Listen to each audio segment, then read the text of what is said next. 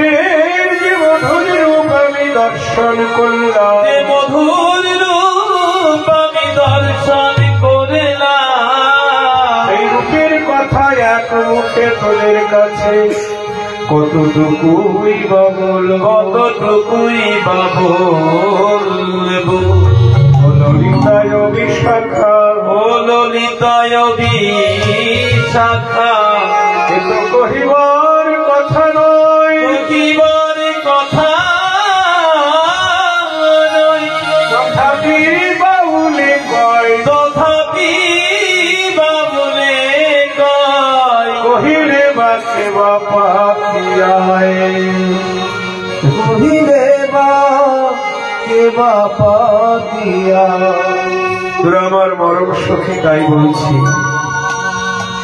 রাধারানী, আমরা নবদ্বীপে গৌরাঙ্গ সুন্দরী রূপ দর্শন করলাম। রূপ দেখে নদিয়ার রমণীর কি দশা শুনলাম। এবার বৃন্দাবনে রাধার নয়নে কৃষ্ণ দর্শন। শ্রী রাধে।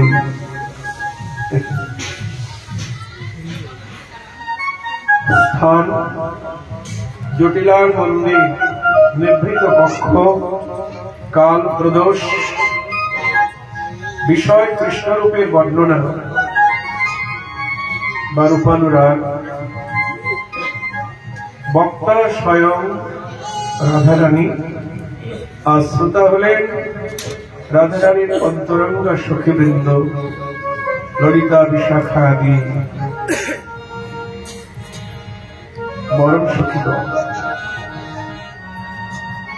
আমরা এখানে যারা এসেছি, যদি রাধারানী পক্ষের হরি কথা আমরা শুনতে চাই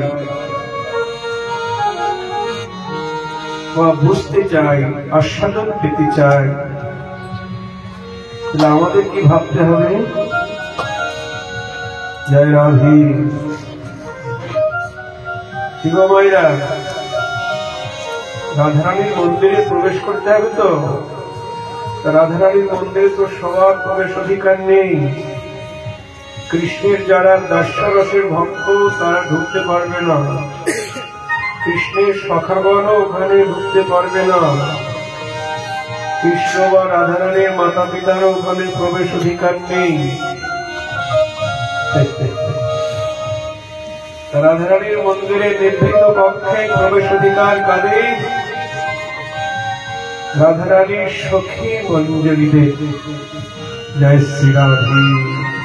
বিদায় বল হরি বল, হরি বল, হরি বল।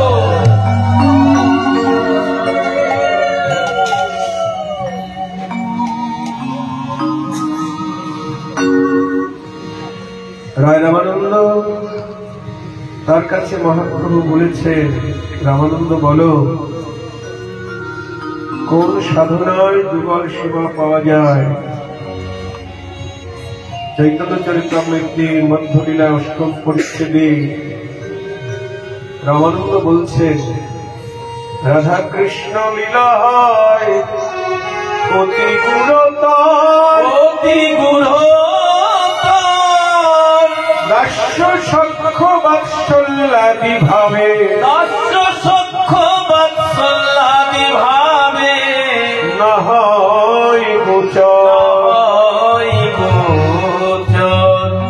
সবে মাত্র সখীগণে, সবে মাত্র সখীগণে, ইহাতে অধিকার, ইহাতে অধিকার, সখীলীলায় আশা দিয়ে করে, সখীলীলায় আশা দিয়ে করে, লীলার বিস্তার,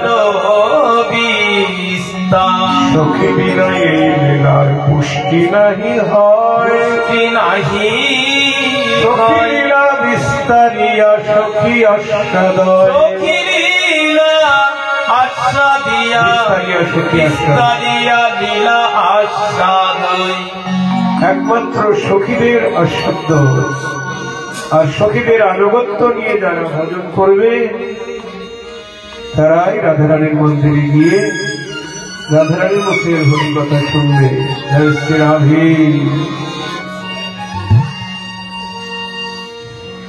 অন্য কোন ভাবের ভজনে ওখানে প্রবেশ অধিকার হবে না।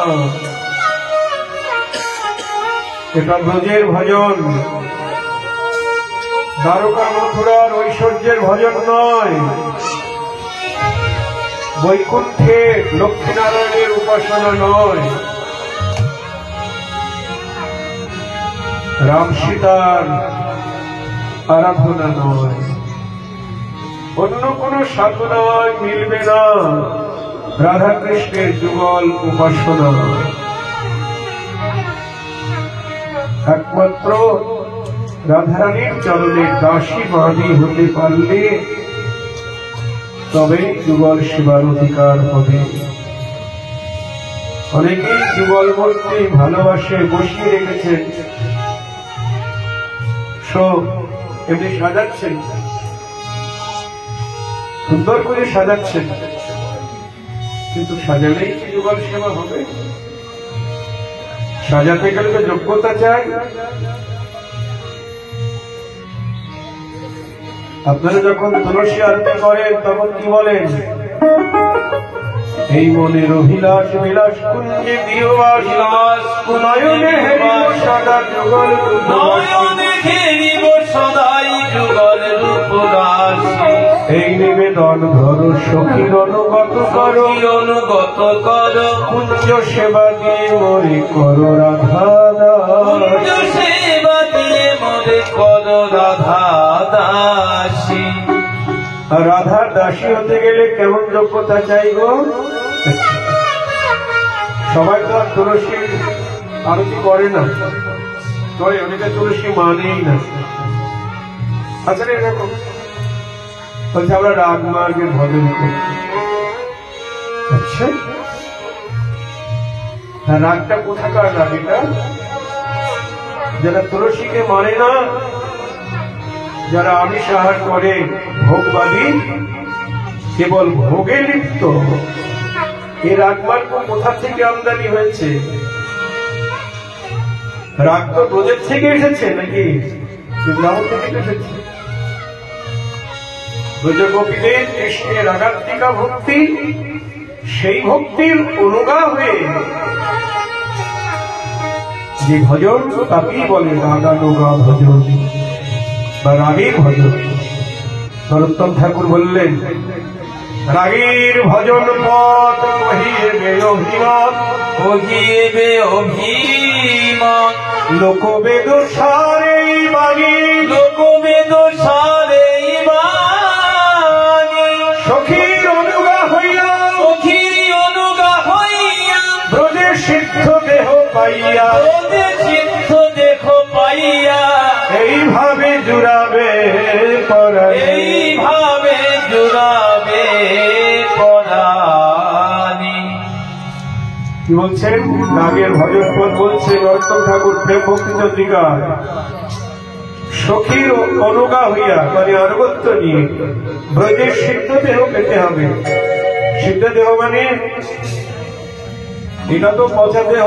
সাধারণত বাবাজি আগে খুব সুন্দর ছিল, সবাই বলে এত সুন্দর ছিলেন, আপনি এখন কেমন হয়ে গেছে? থাকবে নাকি কালে? তো পচা দেহ, পঞ্চভৌতিক দেহ।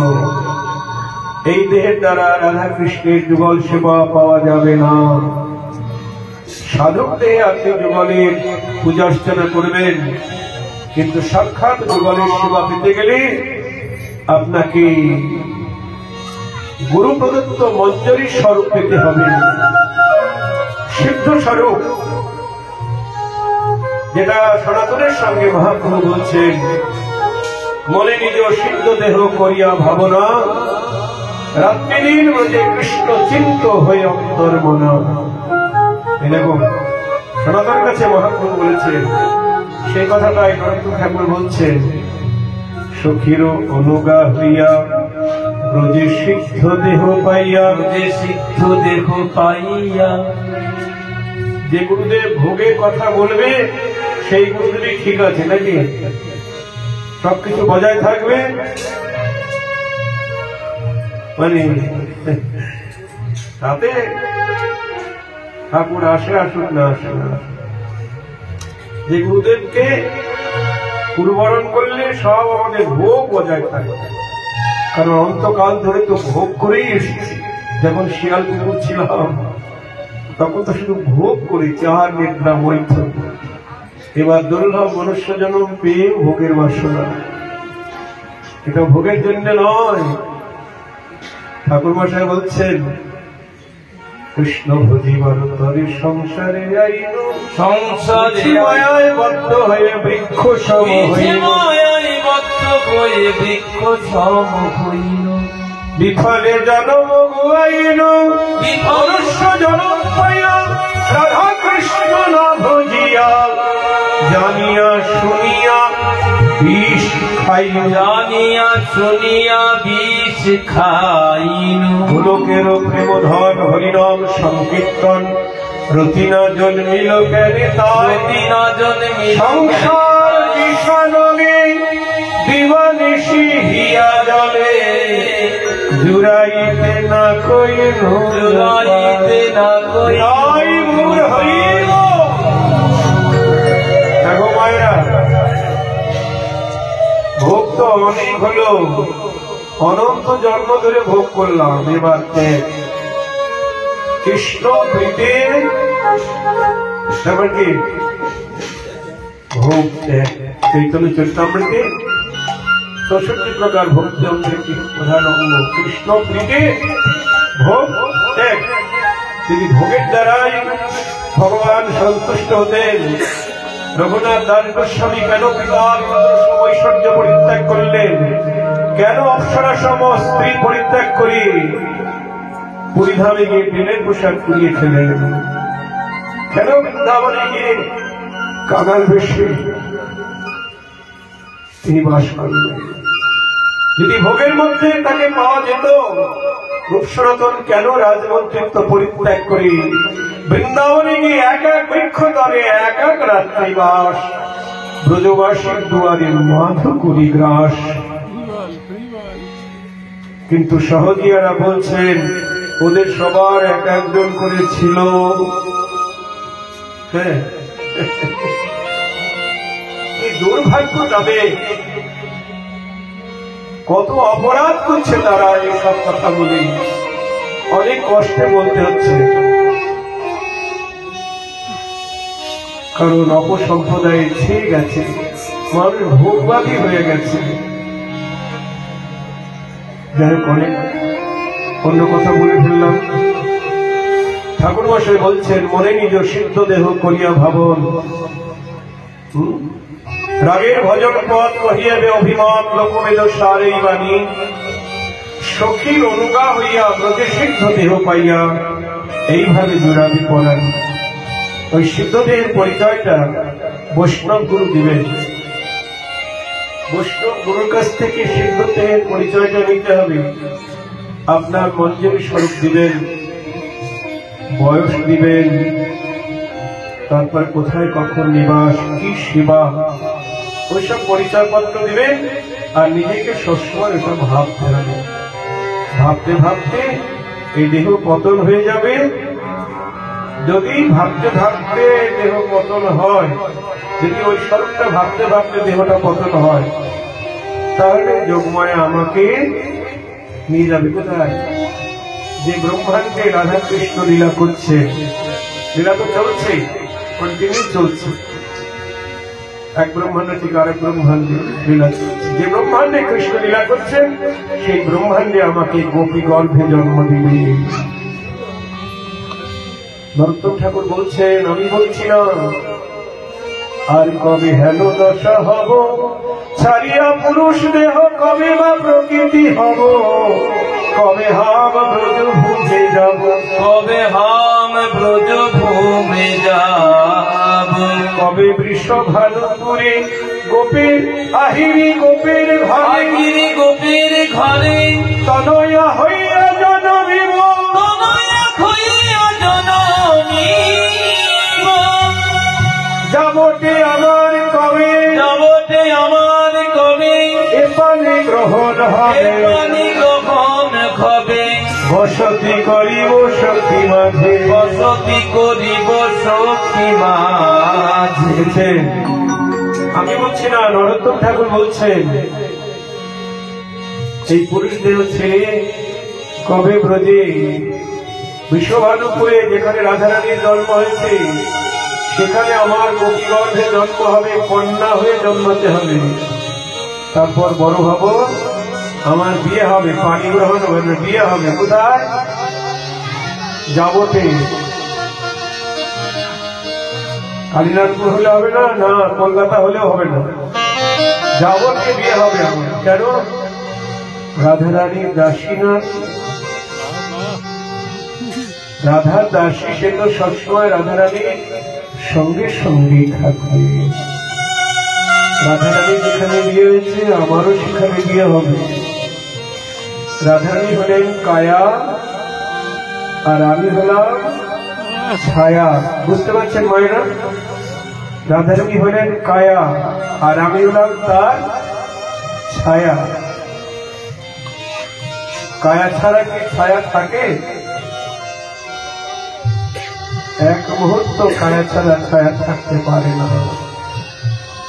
রামানন্দ বলছেন শ্রীরাধিকা হলেন কৃষ্ণ প্রেম কল্পলতা, প্রেম কল্পলতা, সখীগণ হয় লতা রঙ্গে পল্লব পুষ্প পাতা, সখীগণ হয় লতা রঙ্গে পল্লব পুষ্প পাতা। লতার থেকে যদি পাতা আলাদা করে দেওয়া হয় পাতা বাঁচবে? কি গো মায়েরা, বাঁচবে? রাধারানী হলেন কল্পলতা আর সখী মঞ্জরীগণ হলেন পাতা।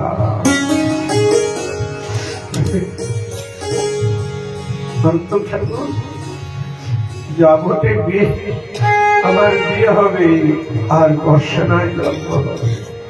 হলে কি হবে? রাধারানী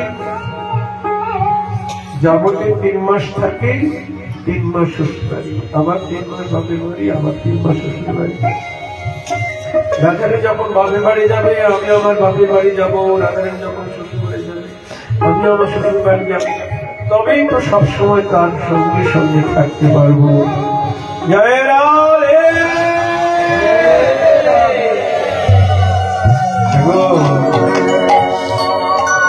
এই হলো রাগানুগা মার্গের ভজনের কথা। রাধা দাসী অবশ্যই হইতে হইবে, আর এটা সদ্গুরু প্রসাদ ভোজি গুরুদেবে চরণ আশ্রয় করতে হবে। সাধু সেবা যারা করে প্রসাদ খায় না, তাদের চরণ আশ্রয় করলে ওই রাজ্যে যাওয়া যাবে না। যে গুরুদেব প্রসাদ খায় না সে গুরুদেব তো সদ্গুরু নয়। কি ঠিক বলছি? আপনারা কি বলেন? হ্যাঁ, যে গুরুদেব গৌর গোবিন্দের প্রসাদ খায় না সে গুরুদেব কখনো সদ্গুরু হতে পারে না। সে অসৎ। সেই অসৎ গুরুর চরণ আশ্রয় করলে আপনাকে অসৎ হতে হবে। সাধু সাবধান।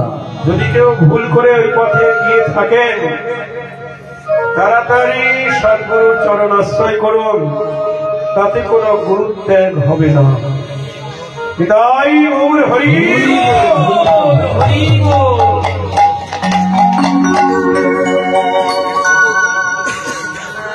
তাই এখানে আমরা যারা এসেছি আমাদের সবাইকে ভাবতে হবে আমরা কেউ পুরুষ নই, আমরা সবাই রাধা চরণের দাসী কিঙ্করী। তবে রাধারানীর অধরামৃত আমরা আস্বাদন পাবো। রাধারানী থেকে ওই কথার আস্বাদন পাবো, না হলে পাবো না। কৃষ্ণ দর্শনে রাধারানীর যে অনুভব, রাধারানীর যে আস্বাদন, তার অনুভব আমাদের মধ্যে আসবে। রাধার দাসী যদি হতে পারে। তাই ললিতা রে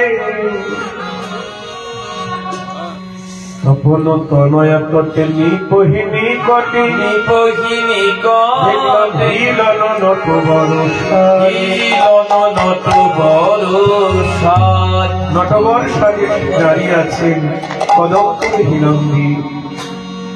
রূপ দেখে আমার কি মনে হলো জানিস?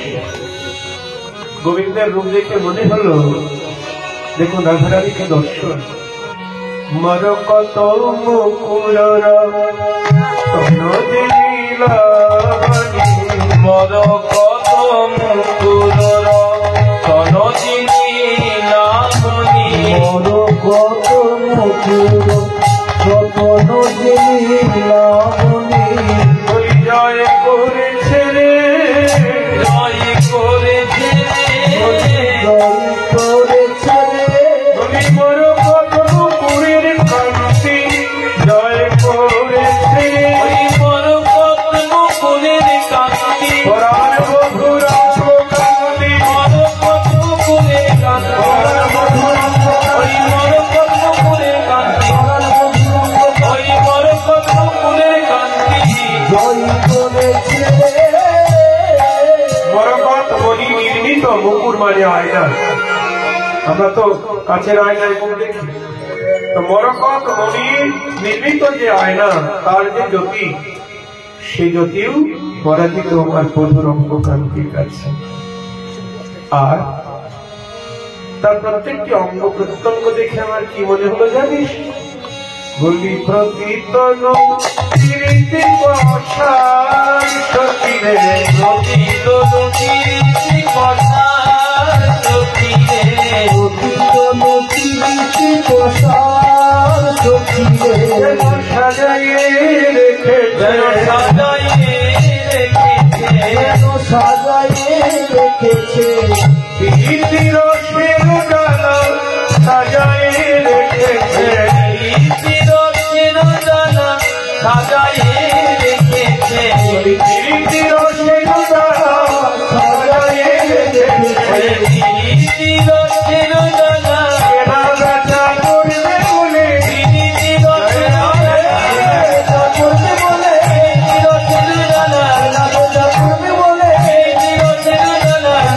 করবে বলে যদি কোনো কীর্তি প্রসাদ সখিরে যদি কোনো কীর্তি প্রসাদ তরুণের অঙ্গ, তার প্রত্যেকটি অঙ্গ প্রত্যঙ্গ এমন ভাবে পরপর সাজানো, চরণ থেকে আরম্ভ করে মস্তক পর্যন্ত, দেখে মনে হলো কি এই জগতের দোকানদার যেমন এ জগতে দোকানদার যেমন নানাবিধ পশরা সাজিয়ে নিয়ে বসে থাকে, ফসলা সাজিয়ে নিয়ে বসে থাকে কেনা বেচা করবে বলে কেন বেচা করবে বলে তেমনি যমুনায় জ্বালাতে গিয়ে যমুনায় জ্বালানতে গিয়ে আমি একজন পিরিতির দোকানদার দেখলাম। প্রীতির দোকানদার দেখলাম পিরিতির দোকানদার দেখো, সেই পিরিতির দোকানদার কেবল পিরিতির পশরা প্রীতির পশরা সাজিয়ে নিয়ে সাজিয়ে কদমের বলে অপেক্ষা করেছে, কদমের বলে অপেক্ষা বিক্রি কিনে করবে বলে কিনি করবে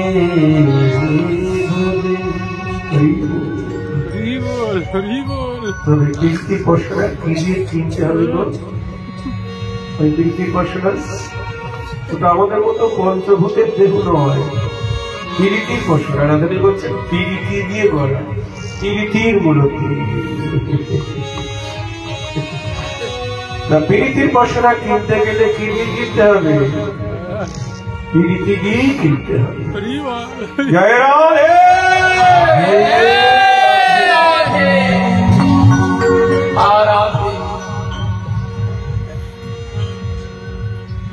ভক্তির সমৃদ্ধ সিন্ধুতে রূপ গোস্বামী বললেন, কৃষ্ণ ভক্তি রসভাবিতমতি প্রিয়তাং যদি কুত অভিলভ্যতি লল্লমোপি মূল্যমেকলম জন্মকোটি সুকৃতি ন লভ্যতে।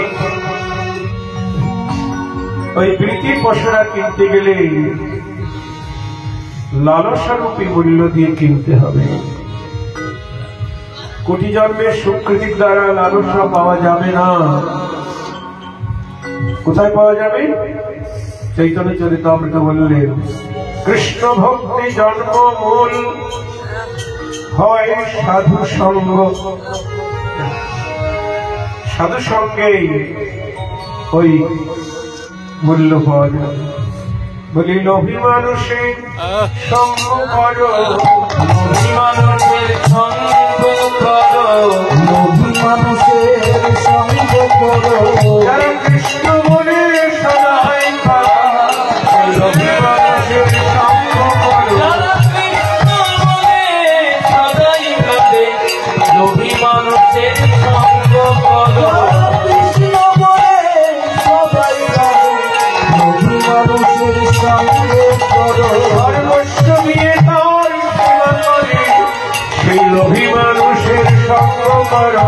সর্বস্ব দিয়ে তার সেবা করে, লোভী মানুষের সঙ্গ করো। সর্বস্ব দিয়ে তার সেবা করে, গোবিন্দ তোমার ভোলাম। সর্বস্ব দিয়ে সেবা করে, গোবিন্দ তোমার ভোলাম করে, সর্বস্ব দিয়ে সেবা করে। সেই লোভী মানুষের সঙ্গ করো, চরণ ধুলি অঙ্গে মাত্র, চরণ ধুলি অঙ্গে মাথা, তার চরণ ধুলি অঙ্গে মাতো, কৃষ্ণ বলে প্রাণ দেবে, তাদের চরণ ধুলি অঙ্গে মাত্র। কৃষ্ণ বলে প্রাণ কাঁদিবে, গৌর গোবিন্দ লীলায় অনুভব হবে, কৃষ্ণ বলে প্রাণ কাঁদিবে, গৌর গোবিন্দ লীলায় অনুভব হবে। কৃষ্ণ বলে প্রাণ কাঁদিবে, চরণ ধুলি অঙ্গে মাথা।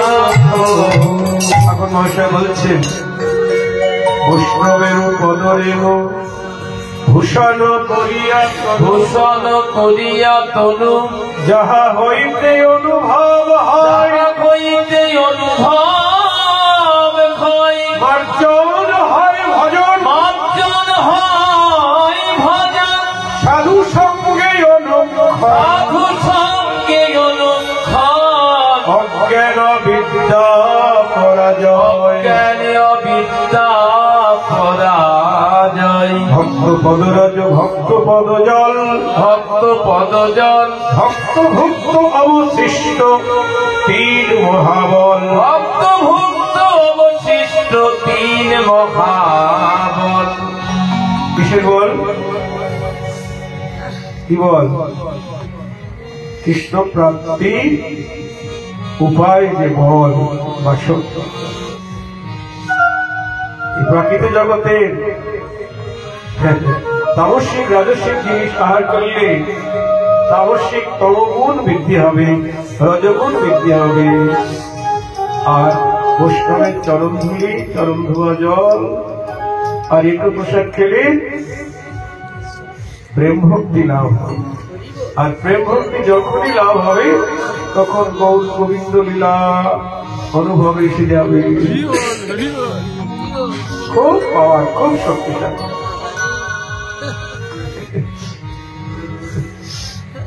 এই জন্য শুদ্ধ ভক্তের সঙ্গ করতে হবে। যারা গোবিন্দের প্রসাদ খায় তাদেরই চরণ ধরে নিতে হবে, তাদেরই একটু প্রসাদ খেতে হবে, তাই তো?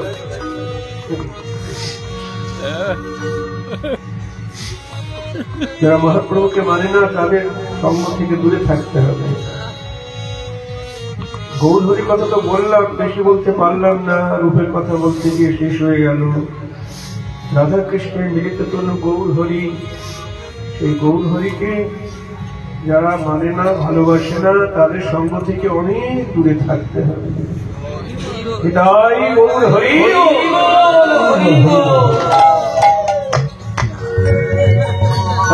প্রীতির পশরা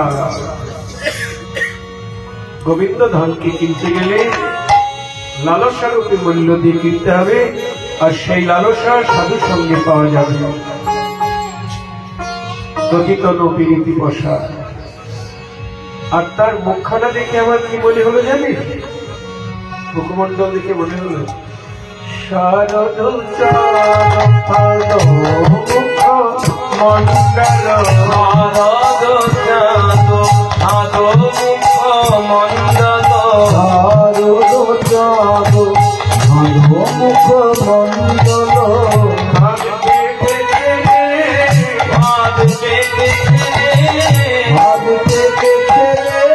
পূর্ণিমার চাঁদ ধরবে বলে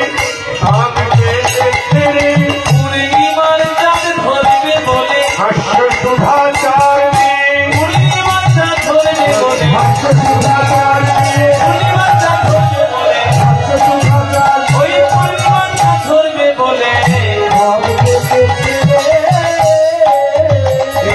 ব্যাধি যেমন ফাঁদ পাতে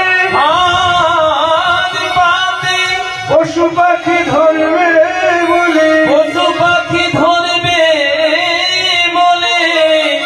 তেমনি আমার গৌর হরি রূপের ফাঁদ পেতেছে, রূপের ফাঁদ পেতেছে। হাস্য সুধা চার দিয়েছে, খাবার দিয়েছে। খাবার না দিলে পশু পাখি আকৃষ্ট হয়েছে। আর কোটি কোটি পূর্ণিমার চাঁদ সেই রূপের ফাঁদে ধরা পড়েছে। শারদ চাঁদ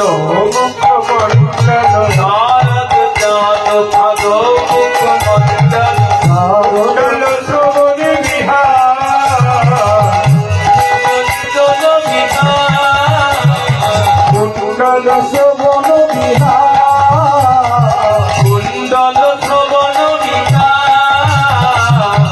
আর তার কর্ণে যে কুণ্ডল দুলছে, মুখখানা হলো রূপের ফাঁদ, বদন চাঁদটা রূপের ফাঁদ। কোটি কোটি পূর্ণিমার চাঁদ রূপের ফাঁদে ধরা পড়েছে। তার মানে একত্রিত কোটি কোটি পূর্ণিমার চাঁদকে একত্রিত করলেও ওই বদন চাঁদের তুলনা হবে না। আবার তার কর্ণের কুণ্ডল দুলছে, মকরাকৃতি কুণ্ডল। আপনারা যেমন হাতে মকরাকৃতি কঙ্কন পড়েন না, অনেকে কুণ্ডলও বলে। গোবিন্দের কর্ণে মকরাকৃতি কুণ্ডল দুলছে। রাধারানী দেখে বলছেন, সখী ও কুণ্ডল নয়, যেন মকর দুলিছে,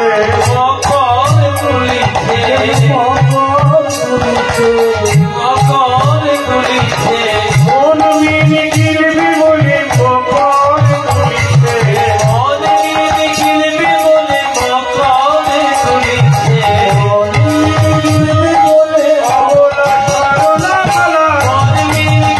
সরলা বালা, অবলা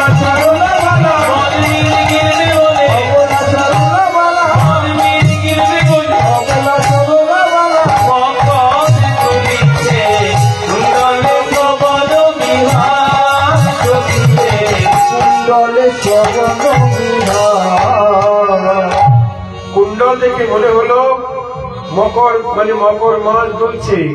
কি কুমির? কেন? অবলা সরলা রমণীর মনরূপী মৎস্যকে গিরবে বলে। জয় রাধে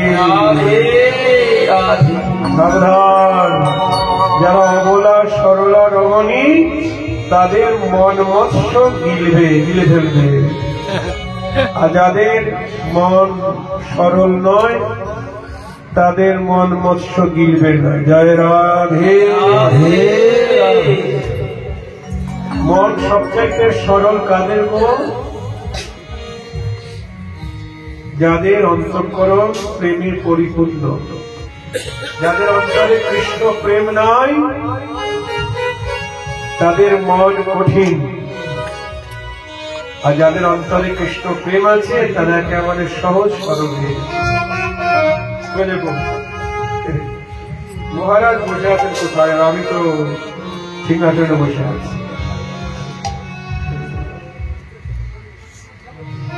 অবলা সরলার মনরূপ মৎস্যকে গিলবে বলে মকর দুলছে।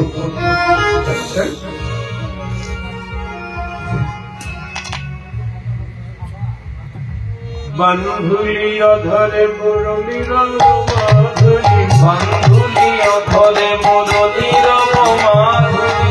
আচ্ছা, তার আগে একটা পদ আছে, আমি কি গাই না তো? নাচত ভাঙ ধনু ভঙ্গিম, নাচত ভাঙ ধনু ভঙ্গিম, নাচত ভাঙ মদন ধনু ভঙ্গিম। নাচত ভুরু, ভাঙ ভুজক, ভুরু আছে।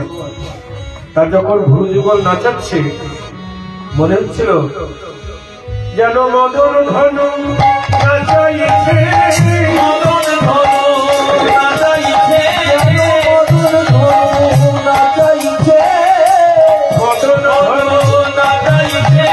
ওই অবলা অধীর বলে মদন ধনু নাচাইছে।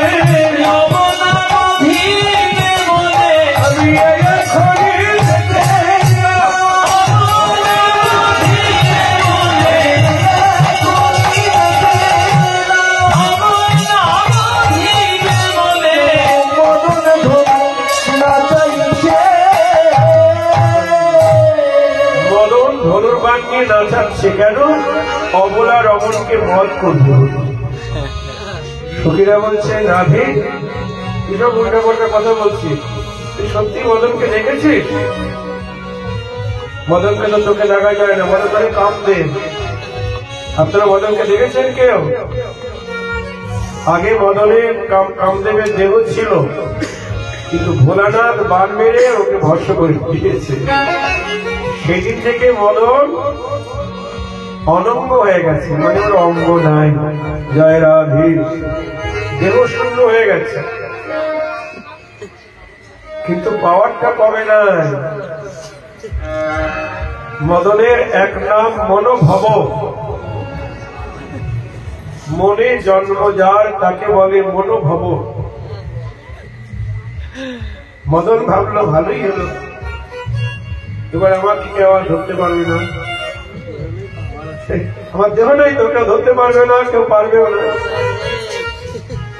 কাম মানে কামনা, কামনা জন্মে কোথায়? মনে তো। সুখীরা বলছেন, তুই মদন দেখলি কি বলছিস? তখন রাধারানী বলছে, সখী রে, সখী রে, বৃন্দাবনী অপ্রাকৃত নবীন মদন, অপ্রাকৃত নবীন মদন। আমি যে মদনকে দেখলাম সেটা অপ্রাকৃত নবীন মদন।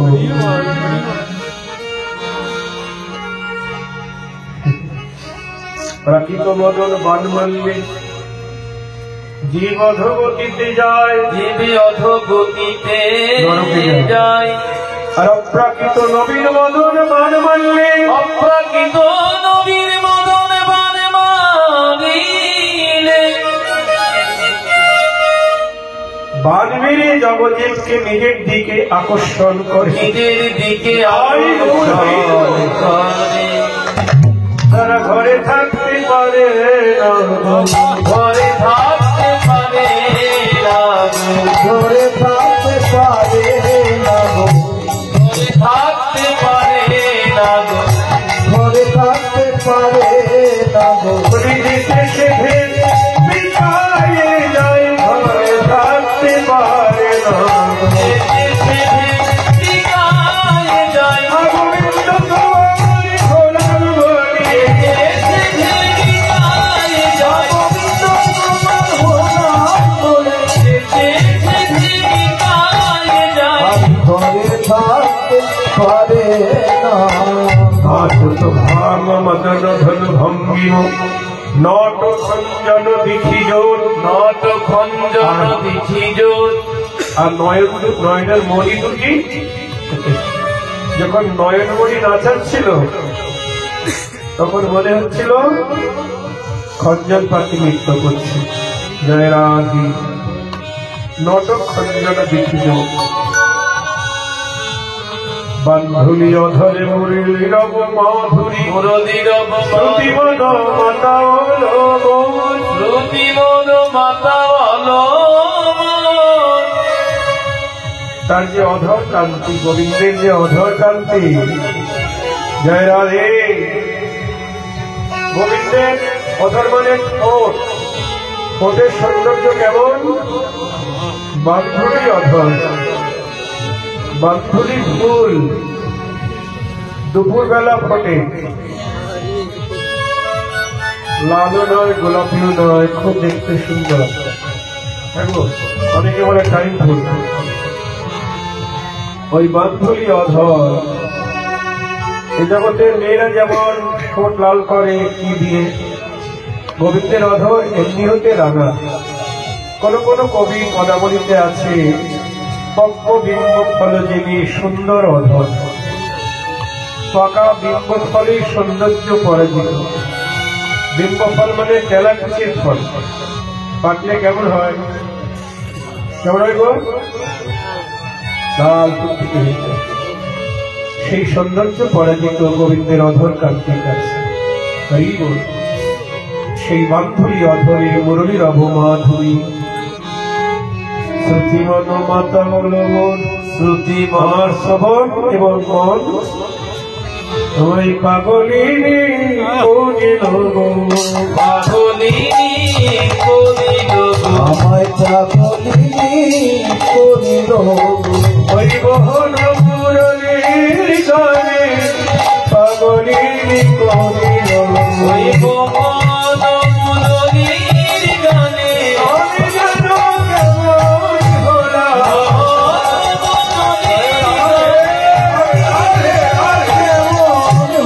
বহন মুরলীর গানে। পাগলিনী করিল জীবন মাতা অলমন ধনী যদু নন্দন সবহুর সবল মধু মধু রসায়ন খেল। মধুমন রসায়ন খেল।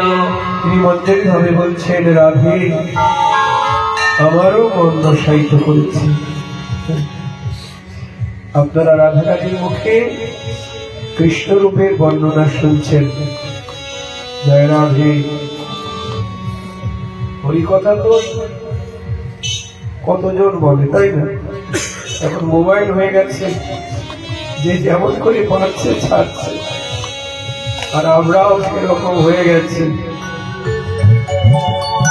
যে একটু জনজগতে গল্পের মধ্যে ঢোকাতে পারে, নাচ দিতে পারে, ওই গান শোনার লোক বেশি, তাই না? আমি তো দেখি নয়, সব আমার বড় মোবাইলে একটা ছোট মোবাইল আছে, আমি দেখতে পাই না, বুঝি না। জয় রাম। কিন্তু আসল কীর্তন ঘর মানুষ কমে গেছে, রঙ্গরসে মেতে উঠেছে সবাই, আর শ্রোতাদের মানে রুচির দিকে তাকিয়ে কীর্তনিয়াগণ হন, তাদের রুচিতে রুচিমান হয়ে গেছে। বড় বড় নাম করা কীর্তনিয়ারা তার রবীন্দ্রসঙ্গীত গাইছেন, নজরুলগীতি গাইছেন, এই গান সে গান সব ঢুকিয়ে দিচ্ছে পদাবলীর মধ্যে। কিন্তু আমাদের কি পদাবলীর যে অভাব আছে? বৈষ্ণব পদাবলীর অভাব আছে? কেন আমরা গাইব? আমি ঢাকাতে কীর্তন করছি ইস্কন মন্দিরে, ওখানে একজন সুরসিক কীর্তনিয়া কৃষ্ণ কীর্তন দাস উনি দেহ রেখেছেন। উনি বলছেন, বাবা কীর্তন কীর্তন আকারেই হওয়া উচিত। আপনি টিভিতে বা রেডিওতে পরীক্ষা দিতে গেছেন কীর্তনে, তখন যদি আপনি রবীন্দ্রসঙ্গীত গান ওখানে গিয়ে আপনি পাঠ করতে পারবেন? কীর্তন আকারেই আপনাকে গাইতে হবে, পদাবলী বৈষ্ণব পদাবলী গাইতে হবে, তবেই আপনাকে পাঠ করা হবে। যাই হোক, রাধারানী বলছে, সখী তোদের কাছে কি বলবো, তোদের মতো শ্রোতাদের আমার ইচ্ছে হচ্ছে বিধি যদি আমায় কোটি নিউ ভাবিত প্রতি জিহ্বায় তোদের কাছে মধুর কথা কীর্তন করি, জিহ্বার আনন্দ মেটাতাম, স্বাদ মেটাতাম। সখীরা বলছে রাধে আমাদেরও স্বাদ হচ্ছে তোর মুখের হরি কথা শুনি।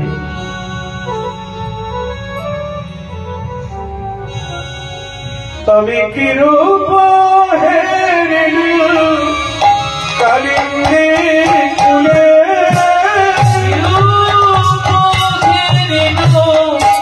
কালিন্দী কোলে আমি রূপ হারিনু কালিন্দীর কুলে, অতি অপরূপ নিকহি মুলে, অতি অপরূপ নিবসি মোলে, অতি অপূর্ব কহিলে, আহা কিরূপ কিরূপ কিরূপ শক্তি, আহা কিরূপ কিরূপ কিরূপ শক্তি, আহা কিরূপ কিরূপ কিরূপ সখী, এমন রূপ তো প্রভু দেখি তাইলে, আহা কিরূপ কিরূপ কিরূপ শক্তি, এমন রূপ তো প্রভু দেখি নাই রে, এই বৃন্দাবনে জননী, এমন রূপ তো প্রভু দেখি নাই রে, এই বৃন্দাবনে এমন রূপ তো প্রভু দেখি নাই রে, কিরূপ কিরূপ সখী, আহা কি রূপ, কি করে বুঝাবো তোকে তোদেরকে।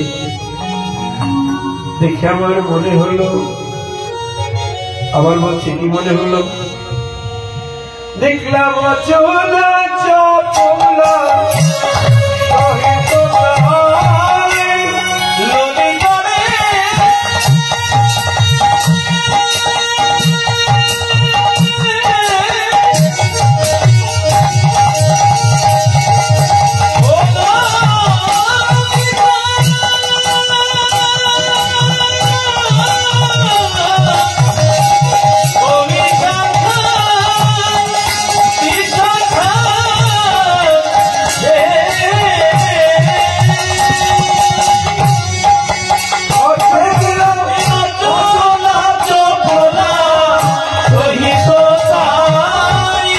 মৃগাঙ্ক রহিত শশাঙ্ক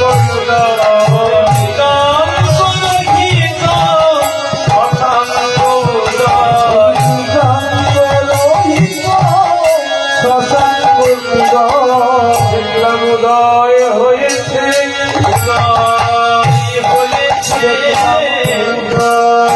হয়েছে পূর্ণ শক্তি উদয় হয়েছে,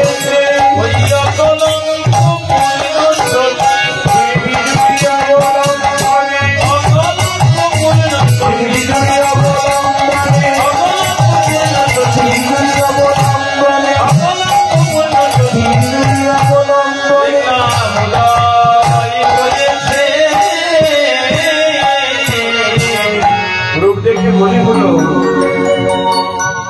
অচলা চপলা, চপলা মানে মেঘের গায়ে যে বিদ্যুৎ চমকায় তার এক নাম চপলা।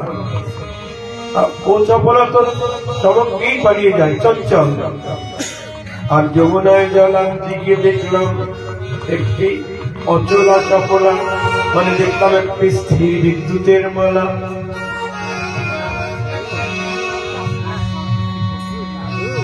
মানে গোবিন্দের দেহটা আঁকা বাঁকা তো, আর মেঘের গায়ের বিজুলি আঁকা বাঁকা।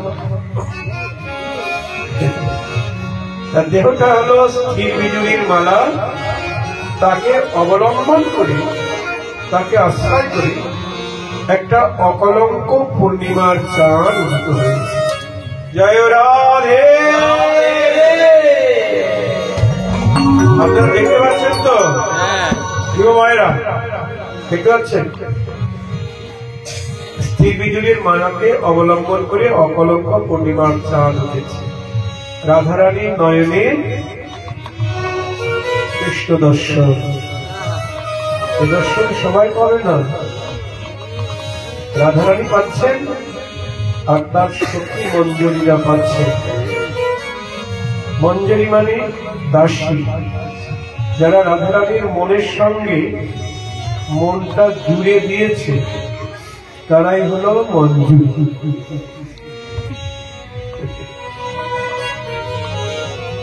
শুধু মন নয়, নয়নও জুড়ে দিয়েছে।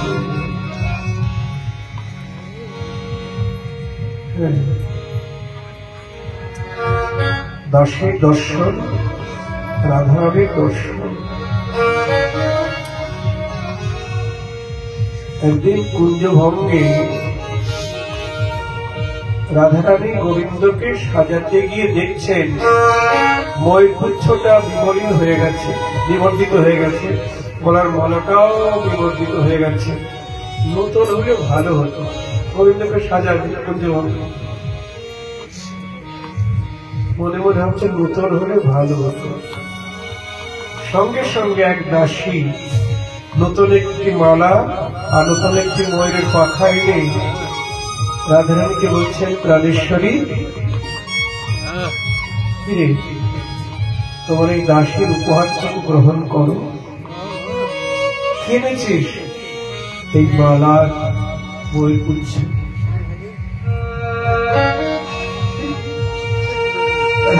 কি আনন্দ, তুই আমার মন জেনে সেবা করেছিস।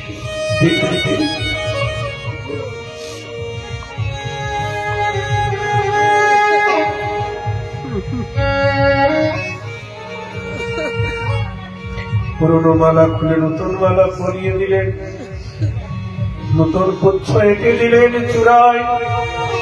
সখীদেরকে বলছে, ললিতা, এই বিশাখাটা এক বধূকে কি সুন্দর মানিয়েছে। এবার দাসীকে বলছে, আমার কাছে আয়, তুই যেভাবে আমার মন্দিরের সেবা করেছিস তোকে সব পুরস্কার দিতে হয়। কি পুরস্কার দেব? আমার কাছে তো এর উপযুক্ত পুরস্কার এখন নেই। তবে আয় রে বক্ষে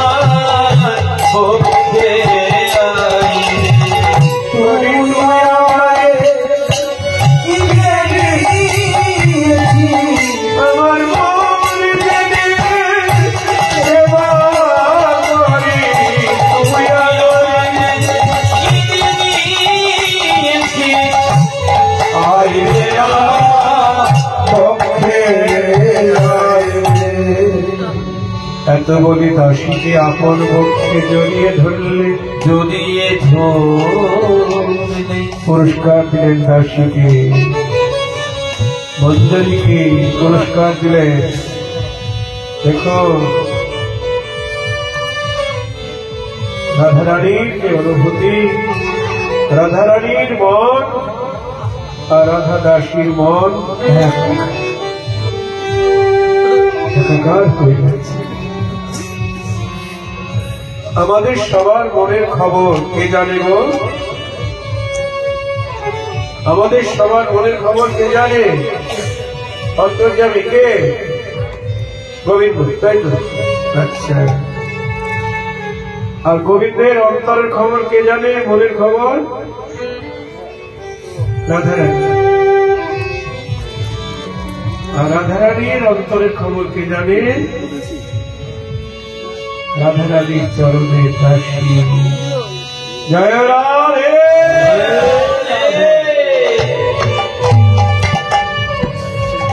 বলি তারাই হলো মঞ্জুরি, তারাই হলো মঞ্জুরি, তারাই হলো মঞ্জুরি। যারা বলিনি সেবা করে তারাই হলো মঞ্জুরি।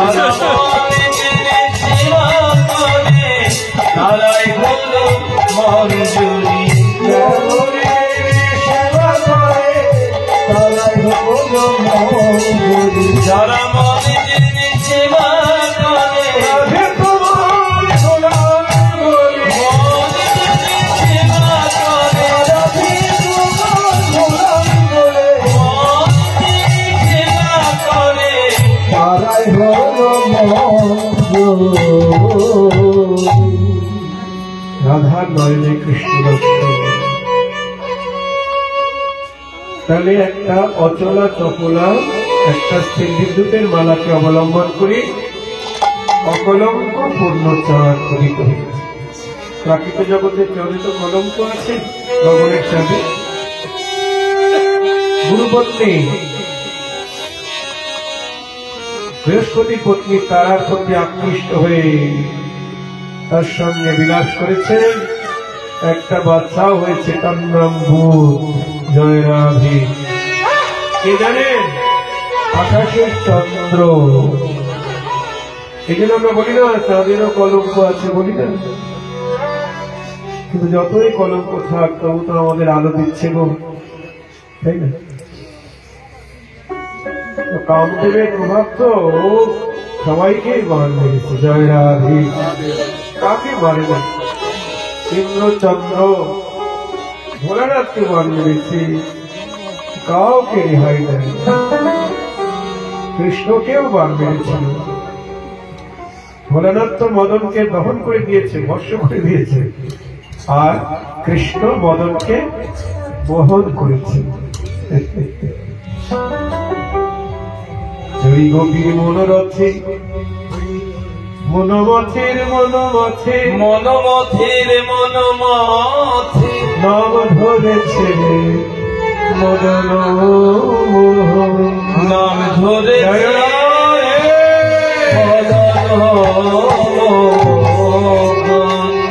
সুগরে আমার কৃষ্ণ মদন মোহন, মদন ছাড়ি বলে আমার রাধা বামে যতক্ষণ। চারি বলে আমার রাধা বাবে যতক্ষণ, নইলে শুধুই মদন। হইলে শুধুই মদন। রাধারানী কত পাওয়ারফুল নায়িকা দেখুন। শত কোটি গোপিকায় নহে কৃষ্ণের কামনে বাপন। শত কোটি গোপিকায় কৃষ্ণের কামনা পূর্ণ করতে পারে না। একা রাধা পাশে এলেই সব জ্বালা জুড়িয়ে যায়। কেন গো? অতি প্রেমের মূরতি, মহাভাব দিয়ে গড়া। আমার দেহ তো পঞ্চভূতে গড়ায়, কামনায় পরিপূর্ণ, প্রেমের গন্ধ নাই। আর রাধারানীর দেহটা তো প্রেম দিয়েই গড়া। মাদনাক্ষ মহাভাবের মূরতি। এই মাদনাক্ষ মহাভাব একমাত্র রাধারানীর মধ্যে আছে। ওই মহাভাবের দ্বারা ওই কৃষ্ণকে সেবা দেয়, আনন্দ দেয়, সুখ দেয়।